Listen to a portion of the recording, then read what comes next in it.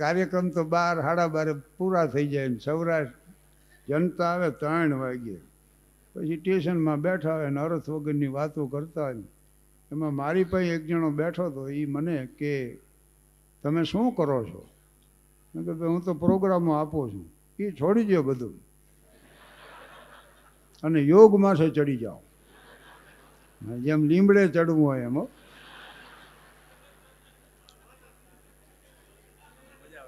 હા, એટલે મેં કીધું આમાં અમને તો રસ આવે એટલે કીધું ભાઈ કયો.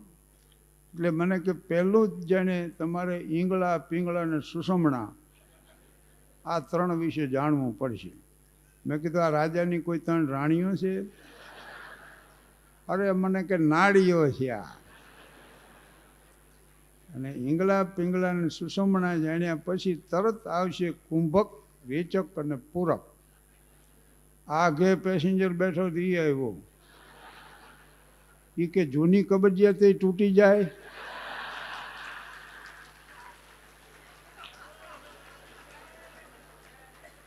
કારણ કે રેચક આવ્યું ને, બોલો કે આ તો શ્વાસોશ્વાસની ક્રિયા છે, ખબર ન પડે ને ડબડબ કરો વચમાં. અને ત્યાર પછી તો એ કે આમ પદ્માસન વાળીને બેહવાનું અને યમ નિયમ આસન પ્રાણાયામ ને ધારણા 2 હું ભૂલી ગયો પણ કે એની જરૂર નથી. પછી કે આમ પલોઠી વાળીને બેસવાનું અને મૂલાધારથી સહસ્ત્રાધાર સુધી જીવને લઈ જવાનું, બ્રહ્મરંધ્રમાં સ્થિર કરી દેવાનું. પછી કુંડલીની જાગૃત થાય છે અને આન તેન ઘણું એ બોલ્યો. એટલે મેં એને એનું બધું સાંભળીને મેં કીધું ભાઈ તમે આ બધું કર્યું છે? તો કે ના ના તમને કહું છું.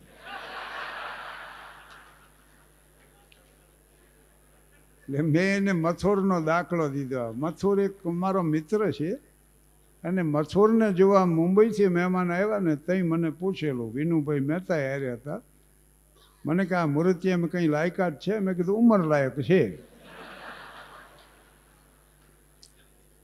પછી મથુરના લગ્ન થયા. મથુર કે મારી પત્ની છે ને રોજ સવાર પડે ને 200 રૂપિયા માંગે. સવાર પડ્યો નથી ને 200 રૂપિયા લાવજો. ગીલ્યા રોજ માંગે? તો કે હા. પણ મેં કીધું રોજ 200 રૂપિયાનું કરે છે શું? મને કહું આપું તો ખબર પડે.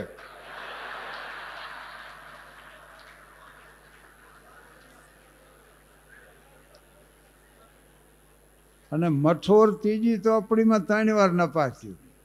અત્યારે એના દીકરા દામોદરને લેસન કરવા મદદ કરે, પાછો તપાસ કરે, તારા સાહેબને ખબર નથી પડી જતી ને હું તને મદદ કરું છું. દામોદર કે અમારા સાહેબ એમ કહેતા ગમે એ 2 જણાનું કામ હોવું જોઈએ, 1 જણો આટલી બોલ્યો ન કરી શકે.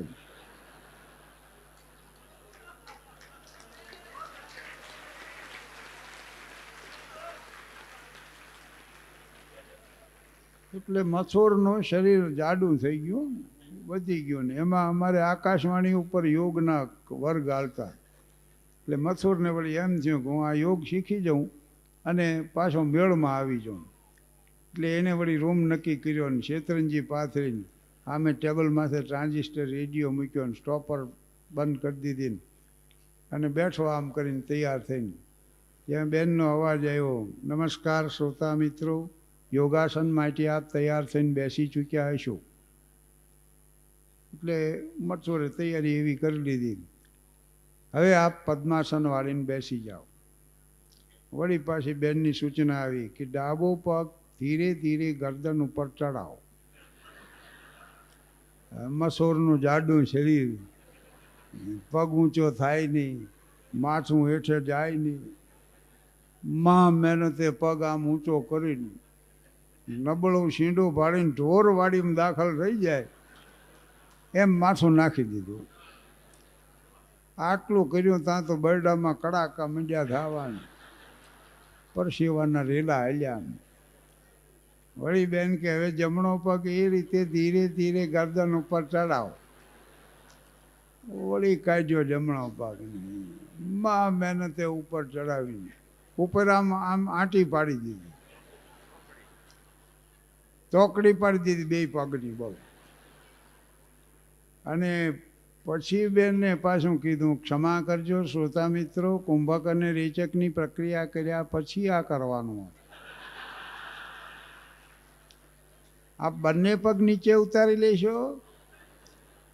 મથોરથી આંટી જ ન ખોલ્યું.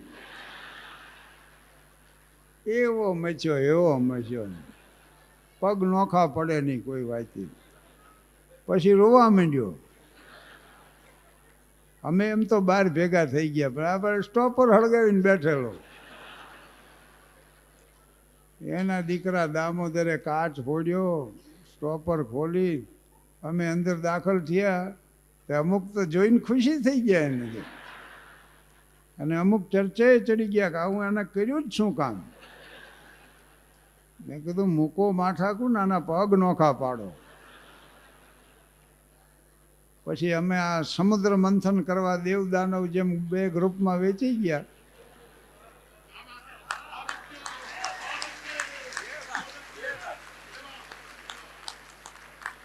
એમ અમે ડાબા જમણા વાળા બે ગ્રુપ થયા. ડાબો પગ એક ખેંચે ને એક જમણો. અને બેએ એમાં મહેનત કરી તોય નોખા ન પડ્યા. પછી દામોદરે કીધું મારા બાપાની આંટી એમ નહીં ખુલે, એને આડા પાડી દીધું. એટલે આડો પાડ્યો. પછી ત્યાંથી બે પગ નોખા પાડ્યા ને ત્યાં લાંબો કરીને હુવરાવી દીધો. ડૉક્ટર સાહેબને બોલાવીને ટ્રીટમેન્ટ શરૂ થઈ. મેં કીધું ભાઈ તમે કયો છે એમ હું કરવા જાઉં ને તો આમ થાય. ત્યારે એણે મને પૂછ્યું તમારું નામ શું?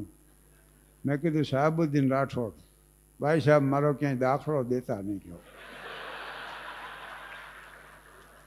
અને મને આ ક્યારેક સાંભળે તો કહું છું, નકર આપણે શું કામ કોઈનું કહેવું છે.